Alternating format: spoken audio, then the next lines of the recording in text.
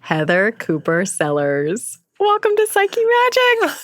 Thank you. I'm so glad you're here. I'm so glad to be here. Yes, I'm so excited. This has been, kind of a long time coming. Not a long time, but certainly this seed has been germinating for a little bit. And I'm really, really stoked to be sitting with you today.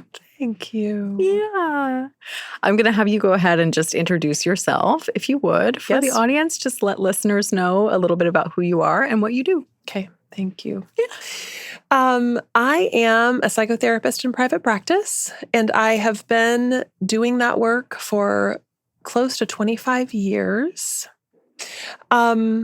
I work really long-term with people, and I do a significant amount of couples work and also just individual work with beloved humans that I tend to really track with across a significant period of time. So there are people that I've known and been with for 20 years at this point, which feels like such a great gift in terms of tracking with life cycles and all the phases that we move through.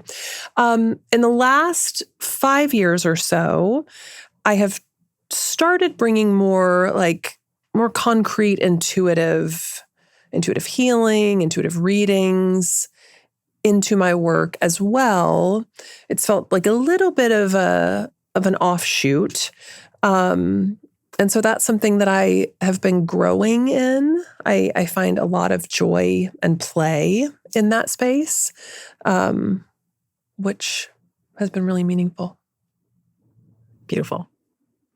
I love, love, love getting the opportunity to sit with other therapists who feel called to doing more of this kind of intuitive and or energetic work. Yes. Just knowing that I too am feeling that pull and that I really feel the need for community around it and not feeling like I'm just floating around in this ocean by myself trying to figure this out. So, well, I think it's such an orientation that feels really hopeful to me in the sense that the longer we're in this work, I mean, the hope is that there is more of a connection to what we're internally aware of and connected to. And so there's kind of this reaching further and further inside that I think is lovely.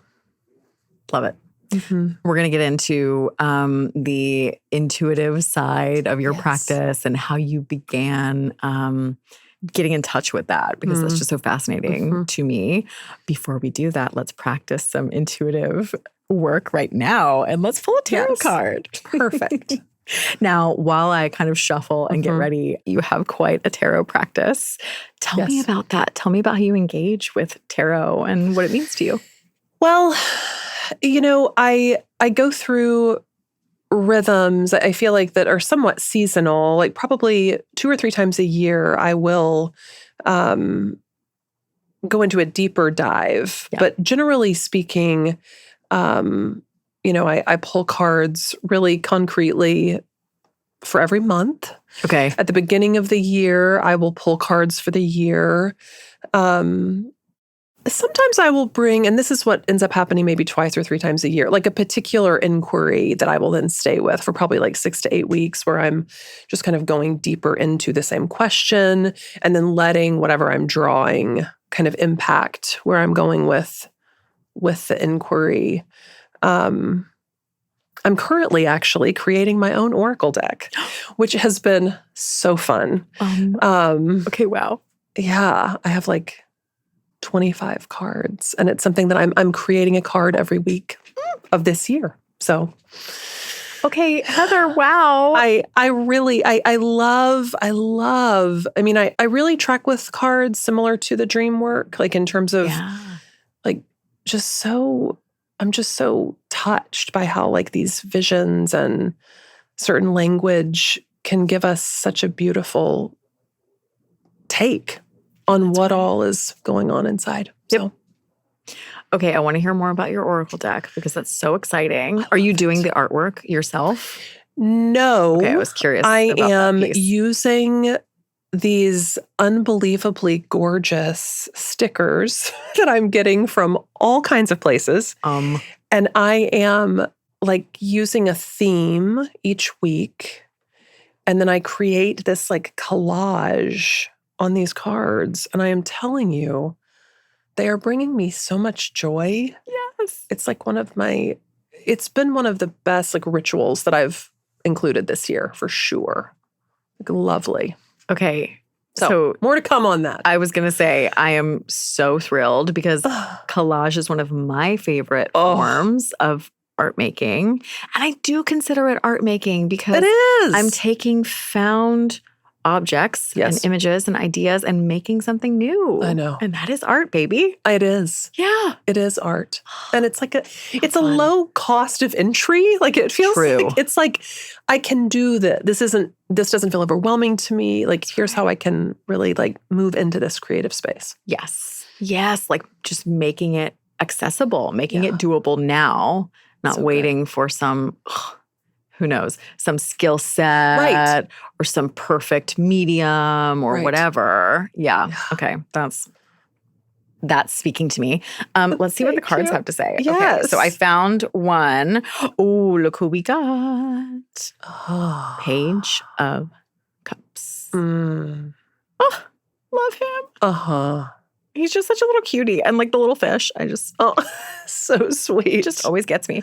So I like to get just initial gut take, right? Like just immediately, intuitively, what shows up for you. And then we'll just kind of play. I am loving this hand on hip vibe. I'm also loving this like groundedness, like the feet are planted, but there's also, of course, the watery experience right behind this beloved. And so there's something for me of like being grounded and also being really connected to close to flow state. I also really love the like, there's like an offering here, like the hand on hip, the extended arm. It's lovely. I love the colors of that deck as well, too. I find it really So do I. So do I. Yes. Rider-Waite-Smith, baby. I love, Heather, I don't know that I've heard this very often. Like the way that you engage with this card in terms of the actual like body position of the figure. And it feels like such an interesting synchronicity for me because I actually just participated in a weekend-long tarot conference, the Summer Solstice Summit. My dear friend hosted the tarot diagnosis. Shannon Knight puts it on every year. And I did an exercise for my talk where I had us pull a tarot card and then position our body in accordance to the card's positioning and just like feel the felt sense of holding that stance. Yes. And it was so fascinating. Like it reminded me of— I love the synchronicity of that. Yeah. So just knowing that you're picking up on something that I've been thinking a lot about is like, what would it be like to hold this card in my body? And not just my mind. Well, there is really, the stance feels like really powerful and also very like, here's how I'm showing up. Here's what I have to offer. Whenever I draw page cards, I always return to that sense of, okay, where or in what area of my life am I needing to channel some of that beginner's mind? The learner, right? Yes. So no matter how long I've been at something or working my way around something, can I find that little spark of like newness, beginning? And so, this card is calling us towards that in something with the realm of water, which is the realm of the subconscious, right? The emotions, right? So I don't know. For me, he feels like a little bit of like a cheerleader for us today. We're going to be exploring some of those unconscious waters. Yeah, and he's like, "You got this. Let's play. Let's be beginners." Yeah, I like the learning linked up, and the beginner's mind linked up with also in that space, like having something to offer. Yeah. Because we certainly do. Like being in that space offers so much in terms of just the openness and the receptivity. I love this card. Beautiful. Me too. So beautiful. And I just love the cups.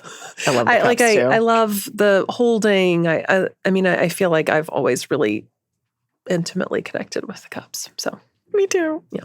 I mean, you said it, receptivity, like just cultivating that orientation. Yeah. Mm-hmm. Yeah. It is, for me, it is like a form of mindful practice where like I return to this over and over. Some days I really drop into it. I really feel it. Some days it's a lot harder. I know. No matter how long I've been at it, that's just the ebb and the flow. I know. Mm-hmm. It's so true.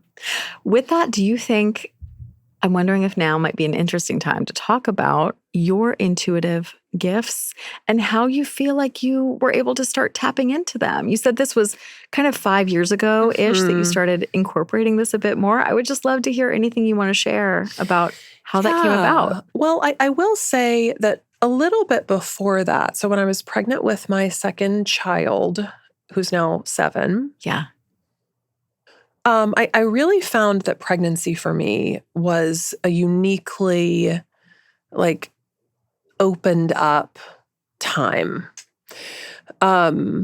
intuitively and otherwise. And I had a beloved, still do, the beloved friend and colleague that we sort of connected during my pregnancy. And then in Lucian's infancy, we were doing, it was such a lovely dynamic because she would come and just like sit with me as I'm tending to my little baby that he was having a very hard time that first year, which was really an intense time for me, who had always been sort of a baby whisperer. And I was not with him. Yeah, not in this case. Not in this case. Yep. Okay. So talk about being a learner and beginner and really grappling with like not being able to fix or soothe which was, time of great stretching. That's like, yes, I know what that's like. Brings up a lot. It brought up a lot. So this beloved and I would like do practices together where we would, in the beginning, sort of, we were literally reading books about like, how do you do intuitive readings? How do you, open the space inside you? So we were kind of doing a bit of kind of creating our own class as we went. Amazing. And so that then kind of morphed into, the realities of what it's like to be bouncing a baby on a ball, sitting and nursing for hours at a time. Like that did in some ways open itself up to a lot of talking and sharing and growing in this way. It wasn't until he got a bit older that I started like actually practicing. And with that, I would pull cards for close-in friends and, do readings of that nature. And then about 3 years ago, I decided to expand that just a little bit. And so I have this WhatsApp advice column that is very low tech, where people write questions, send them to me, and I read them and then do intuitive readings around them. And that has been really sweet. And I think for the biggest gift of that has been just my expansion of having that as more of a practice. So it's something that I'm, sometimes, we'll go through seasons where I'll be getting lots of inquiries, and then it'll be maybe a couple of months that I'm not really hearing much. But in that time, I've done like over 200 responses. And whatever we practice, of course, like my insight grows, and it's really sweet. I love this so much. I just want to relate with you about this sense of pregnancy bringing about like some of this connection, I guess I would say, to spirit, to whatever the word is that you use. But I too felt that. I felt this sense of like connection and communication with my daughter before she was born, especially for me, like right after she was born. I felt really strong messages coming through from her. Like powerful stuff that I still draw on to this day, that still resonates to this day. So there was something about that portal for me too, that I'm still processing and trying to write about and like wanting to explore. Yeah. So just had to name that. Yeah. You were kind enough to send me a few of your recordings from your WhatsApp column, and I got to, hear and feel that sense of, we said this with Page of Cups, like receptivity, like stillness, openness, and just letting what I understood to be mostly, or at least like, the catalyst for a lot of this information for you sounded like it came through an image or a symbol that you then can feel into, right? Yes. And that is that feels like my primary channel. Yes. At times, there will be like very specific sentences or words that will come through, but I tend to work or receive in that way, where it's like there is a visual and then there's kind of my interpretation or response to that visual. Yep.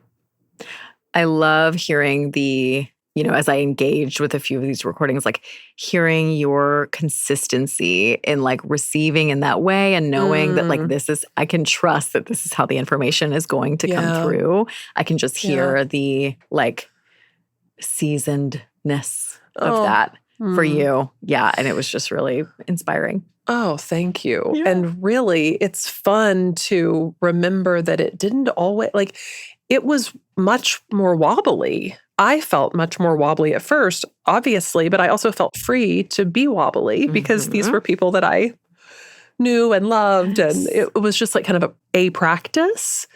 And then a practice that I feel so trusting of it. Beautiful. Yeah. Thank you. I'm curious if this makes its way into your therapy practice at all. I think it really does. One of the things that feels so, and I think I might have mentioned this to you just in our kind of preemptive connecting, but I feel like I don't know that this work would be possible long-term if I didn't feel a lot of congruence. Like who I am as a therapist really is who I am in my life. Yeah. I am not going to be somebody that's like holding back certain things or like, I don't, that doesn't feel congruent for me. And so many of the people that I work with, like therapeutically, know about this part of my life and work. And certainly at times I will do readings for people. It feels like there's, thankfully, like that intuitive sense is always at work. Yep. And what I know or feel is always informing. Makes sense. Yeah. I think there has been a real shift in the last like handful of years towards just folks feeling more open to the mystery, to the intuitive. And I want to talk about this more as we go because it seems like part of what we're seeing is that these systems that have been on the forefront, right? The systems of patriarchy, the systems of late stage capitalism that are all rooted in these very concrete, like masculine. Yes. And I use masculine not as a like a biologically gendered term, Sure. Oh, sure. but as like an energetic term. And so, orientation. Yes. And so this idea that like everything must be logical, rational, evidence-based. Sure. Diagnosable. Whatever that means, whoever's doing the studies. Exactly. Right. Like, yes, diagnosable. And that what we're learning and seeing in real time is that those systems are breaking down because they're not expansive enough to hold us. No. We're so much more. And I think in some ways, and this feels really tender and sad, and also it just feels very real. Like I think humans are more desperate. And in that desperation, there is an openness to, like, there's a need for more. Yes. Like, okay, I'll try that. Why wouldn't I? And I feel like what I'm doing isn't working. Sure. So let's try something else. And the way people have been thinking that this A plus B equals C, it's like all of that is so brittle and it's falling apart, Yep. And so in the midst of collapse, what we're needing is this more whole holding that's going to ask of all of us skills that are really primitive and old and have been here all along, but we haven't known how to access or grow them because, of course, so often we're so disconnected from elders and and our bodies and each other. Exactly. Yes. And so I agree that I think a really important facet of this conversation is that some of that desperation that we're sensing in our clientele, in our communities, within the people that we love, is that we're asking for something more expansive, something more interconnected. Yes. And so I'm right with you. Like, I want to be able to bring that as a therapist and trust that like that is the healing thing that I can offer. Because that's who I am. Yes. It's what matters to me. So I love hearing you say that. And it just really helps me feel this sense of, okay, I'm not alone in this. I mean, it's like this conversation feels like such a gift in that context, in the reminding of like, we really aren't. And sometimes it can feel as though we are so alone. I mean, that is how the setup is. Yep. It's not real. It's not real. But sometimes we have to like really work to get back into the awareness that the connection is alive and here with us. Yes.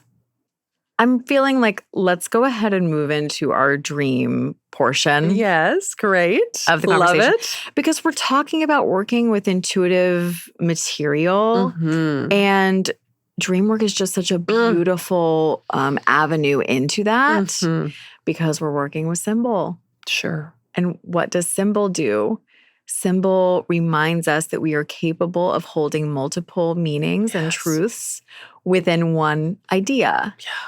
Right? Yes. A symbol in a dream can hold multiple layers of meaning. A symbol in a tarot card can hold multiple layers of meaning. Such a powerful reminder that we can be complex in that way, and that maybe is part of the healing function.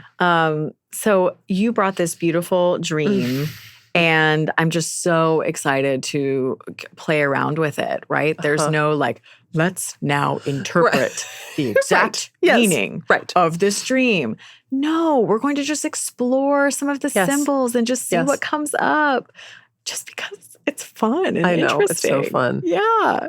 So if you wouldn't mind just giving us a little snippet of the dream, of just the gist. It doesn't have to be every detail, but just a little retelling, and then we'll play. Yes. I love this dream, and that was my sharing it with you. It was just a couple of months ago that I had this dream, but I have been really like in my daily writing, like I keep coming back to the colors in the dream, the imagery of the dream, and a certain phrase that came out of it. So the dream is that I am witnessing this space, and the space is an enclosed room that is not closed off. And so it was, it's sort of like maybe octagon-ish in shape, but there's this way that all of, like, there are multiple doors leading off of it. The colors in the dream are so vibrant, like these deep, like purples and like red, but more like on the blood red side of things, like very royal. As I said, as I shared it with you, there's a Joni Mitchell album that was like some jazz standards, but the album was called Both Sides Now, and I think it came out like in, I think maybe like 2000. And there's an image of her that is the color story of the dream. And it's a drawing of her. And there's that blue and purple and everything.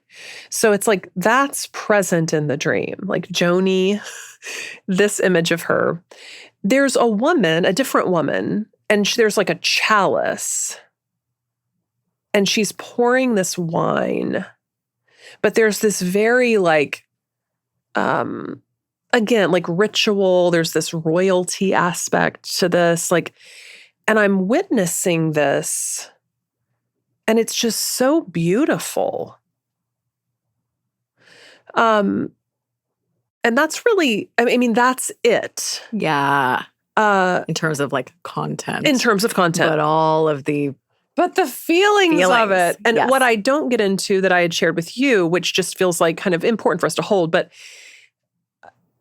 the dream transitioned to me seeing these other beautiful locations. And my impression when I woke up the next morning was very quickly like, I felt like I had this like inner sanctum experience with myself. Like, this is my internal world. And what a beautiful landscape. That I feel like the sacredness of what has been cultivated there. I think that's why I keep going back to it. It's like, it felt so rich. So, yes. That's my telling of my beautiful dream. Oh, that's the thing. I can see that so much of the emotion of the dream that lingers is this almost like sense of awe and wonder of like how beautiful. Yeah. Like how beautiful this space is. Yeah. And so you have conceptualized, right? I use that term like very loosely. Sure. You have conceptualized this dream as just sort of a visual map or landscape of your inner world, filled with these symbols, these feminine, magical symbols. And so let's talk about the symbols. Yes. Let's talk about Joni. Oh. The queen. Truly. We should maybe do a Joni tarot deck. Now you're talking. Or oracle deck, or both. I was going to say. Honestly. She could, like, I love Joni. I love Joni's arc. I particularly love Joni's early music. And I've always been really drawn to Joni's early stories. She was beloved by so many. Like, and there was so much like fire and romance in her life and intensity there. And I love that. Like, I love in my reading about her and tracking with her, like my sense of her feels like this woman that like moved through life and relationships on some level with a real orientation to what she wanted and what she needed. Yes. And if the men that she moved on from were struggling, then, that was theirs to work with. And I find that inspiring in this world because I think it's not always, we don't always feel welcome as heteronormatively gendered women to move through the world in that way. That's right. The sense that I am connecting with as you speak about your relationship to her is this sense of like, wow, yes, to be, again, to use that word, sort of in awe of being in the presence of this woman who just like fully belongs to herself. Yes. Yes. And I think the imagery, because the image, of course, in the dream is her older self. I mean, not to the age that she is now, but well, and that's interesting because she probably would have been like in her 50s in this picture of her. And I'm 46. I think I'll be 47. Sometimes I get the exact numbers. I'm always having to recalculate. Wait, anyway, and so that's interesting because it's like the image of her. And as I step toward my 50s and what that feels like and looks like, yeah. And so knowing that this is a representation of your internal world, the beauty of it that you have cultivated over your lifespan, and that Joni is here. Right. Just sort of like blending with it and like, and like inviting you into it. Yes. Right. Yes. And so you mentioned that, there's this, this call or this question around, as someone who pours into others in every aspect of my life, someone who is called to do that. Sure. Right? We're not doing that in an unconscious or disconnected way. It's very authentic and connected. And how do I make space for myself? Yeah. There's that other woman. And it strikes me that there's something about, I mean, how do I make space for that question? There's something about how I value so much aspects of parts work. And I think, it's important to note that I'm glad that there are multiple parts within because I think we need them all. Like there's a sense of, there's such a need for internal community around holding all that asks to be held.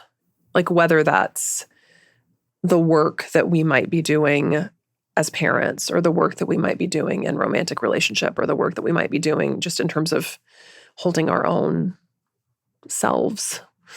And so that just strikes me in this moment. Like I'm glad that there's at least like a representation of two women that are offering something, but to me, in the dream.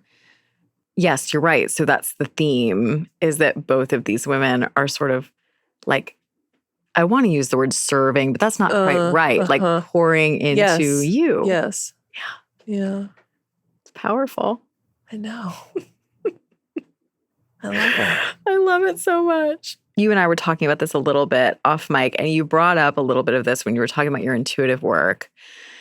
But when I engage with this dream and when I think about your symbols, I really feel connected to that sense of what you were saying about how your intuitive work feels more playful and that it feels like it's full of possibility and lightness. And that there's something there. You and I were talking about like the therapist self and the kind of underside or like shadow side of the therapist self can be like the codependent. Sure. And the fixer. Oh, yeah. And so for me, like in my own work, tapping more into my intuitive self, tapping into energy work, that has felt like it is feeding me just as much as it's feeding the folks that I'm working with. Yes. And that feels like something that could be more sustainable to me for a long time than the version of me that got out of grad school and was like, okay, cool, I'm ready to go fix everybody. Let's do this. Yeah. This is my job. It's fix the world. It's my chance. The job the job I was created for. Right. God. Right. Only to find that that turns out that's this big thing I need to actually heal and work on. Turns out. Yeah. Right. So I don't know if you have thoughts on that, but that just feels like the pull and the connection that I feel with this material. Absolutely. Yeah. Yeah. And I was just in that, I was having an image of the room, the space that it has. It's like it has open space. Like it's enclosed, but not closed off. Right. Which was the language that that's the language I keep going back to. And I feel like there's something about that feels connected to what you're naming here in terms of the possibility of codependency or possibility of fixing, where it's like there's an impulse, I think, for the giver to not have any walls, to not have any barrier, to not, and it's just striking to me with this that there's always, there's a possibility for something to be fluid and also contained. And I think that's an aspect of my experience of aging is playing more with that and feeling the beyond wisdom, the necessity of that. Yes. As a way to be oriented. Yes. Now, this is taking me into our other dream theme. Oh, yes.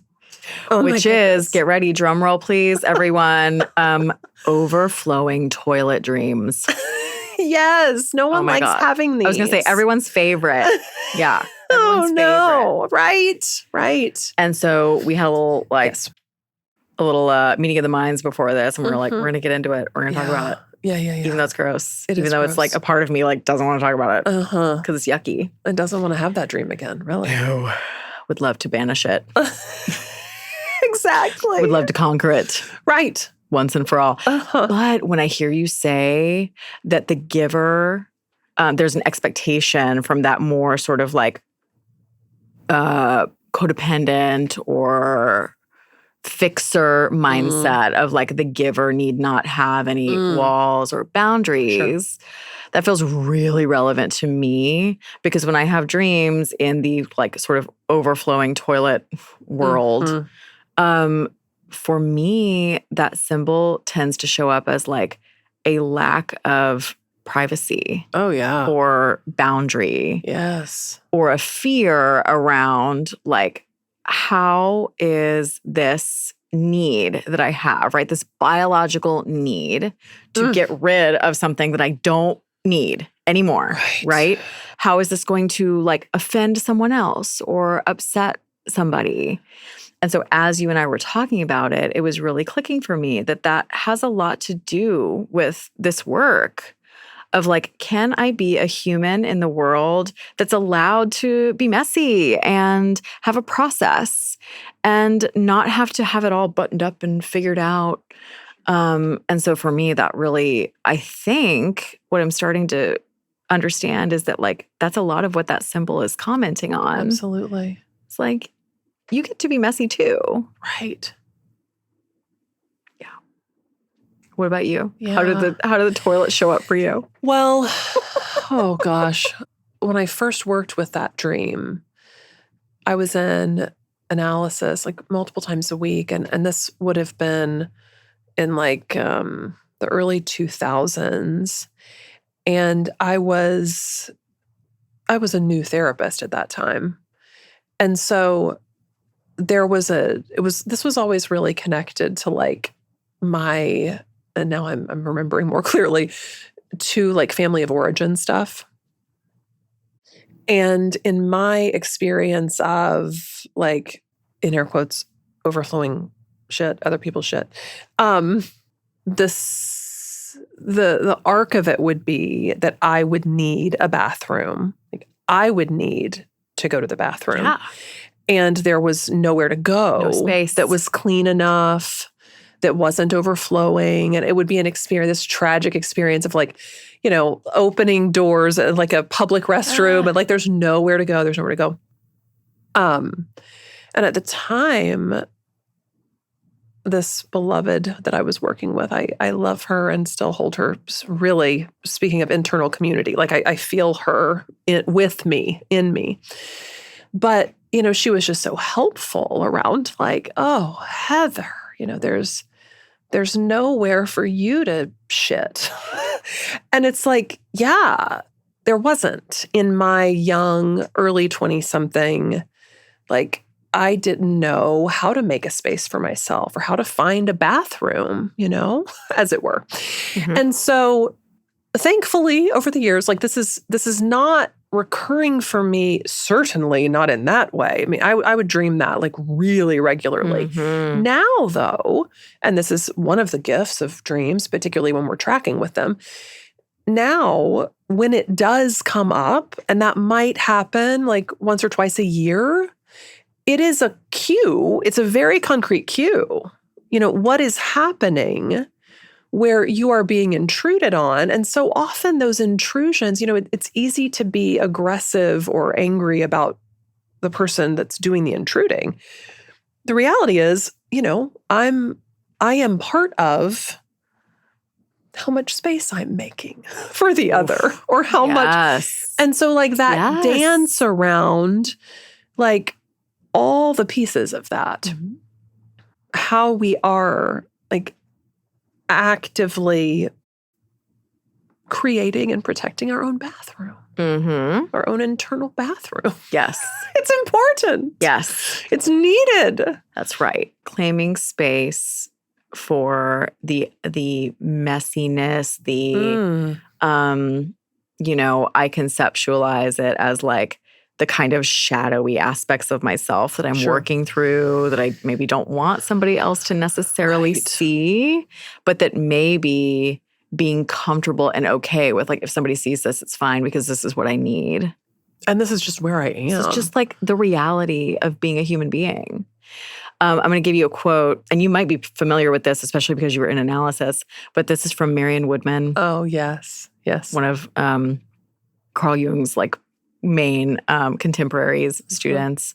And she says, the more I force myself to perfect my ideal image of myself, the more overflowing toilet bowls I'm going to have in my dreams.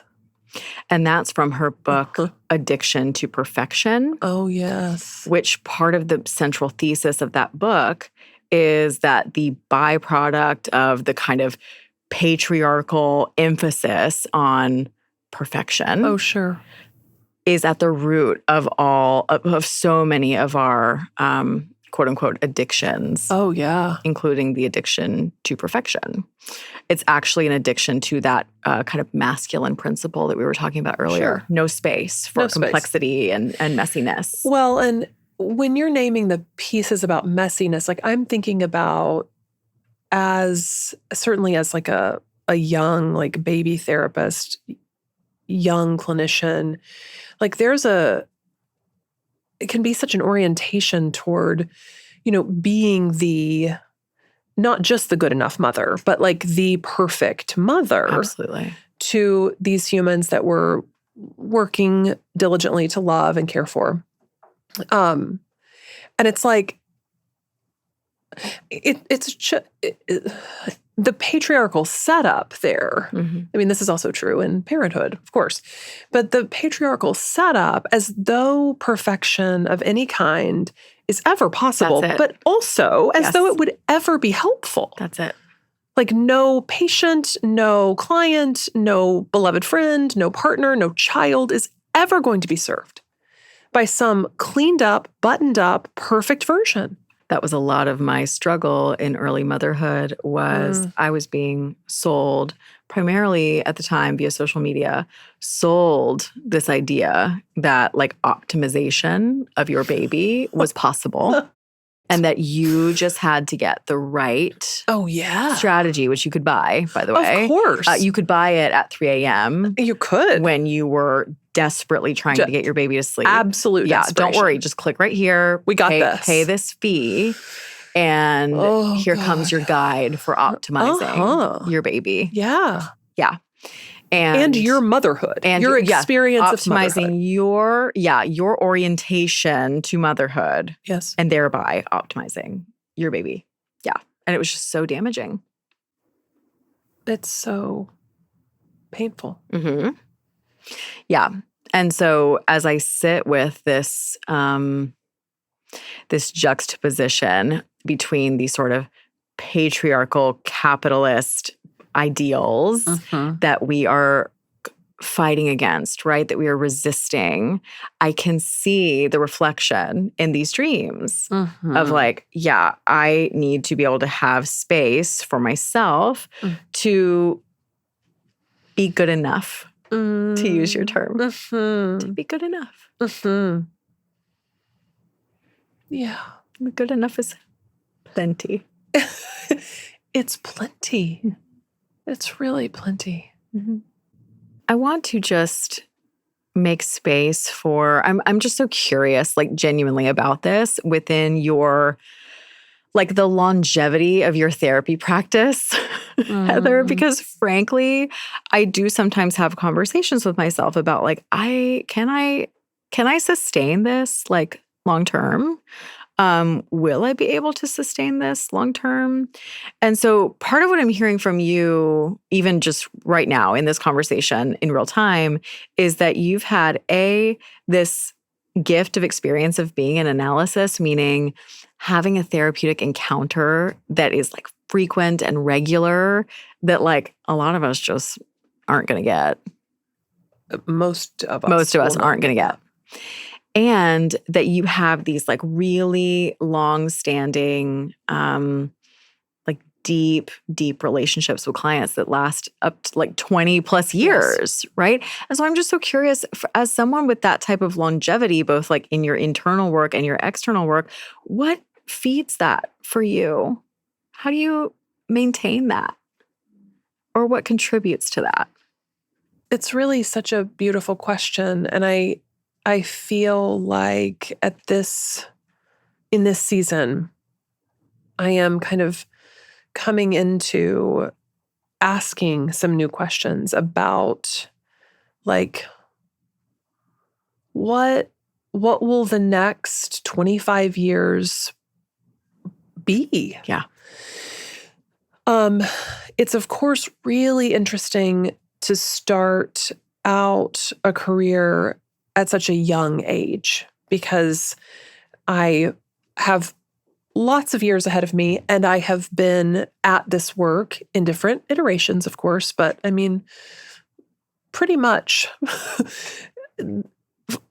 just this, like as in terms of like therapist, career, for this amount of time. I think I am a deeply relational person. And so like my connections are very real and very strong. I value loving and being loved more than anything else. And I feel very like deeply loyal in my connections. And so I think that like that's part of the longevity is like I do not go into and have not gone into this work flippantly. I have also seen the mutuality that's present in long-term work with humans that I love, deeply care for, and they love and deeply care for me. You know, like there is a being with that I think is very mutual. I think one thing that I'm working with now, like at this age and stage, like my current developmental task, I guess, is like, I am sad about the state of this world where, I mean, honestly, at times I feel kind of sheepish about, like, in air quotes, being a therapist. The fact that we have to have therapy, that this is how people get tended to, is really painful to me. Like that is the setup. That's the setup in the culture. That's as good as it gets. And by the way, for anybody that has ever looked for a therapist, good luck. Like, good luck finding somebody. Good luck getting people to respond to you. Good luck paying for this. It is so sad. And so I feel at times like sad and sheepish to be affiliated with a system that feels real capitalist and is what we've done to make up for a collapsing infrastructure that's been toxic from the get-go. So, with that said, it's like my longevity is connected to my passion and loyalty for people. I also feel deeply curious about like what's next in terms of what just I personally want to be part of in this world, like what I want to be part of building. It feels really uncertain. And it's a place of a lot of like deep inquiry at the moment for me and tenderness. Thank you for sharing that. Yeah. It's just really honest. And I feel very similarly in terms of just trying to stay engaged with my internal sense of like, where is this all going? What is next? Yeah. How do I be of service and remain in service to myself? Yes. And when I hear you say that you are deeply loyal to humans, like that really struck a chord for me in terms of what keeps drawing me back into this work is just like this sense that there will be a greater than ever need to remain engaged and connected, like human to human. Yes. Yeah. That is only feeling more and more and more true. Like pressing. Pressing. Yeah. Yes. I feel that too. And so hopefully that can be part of the like North Star guiding principle.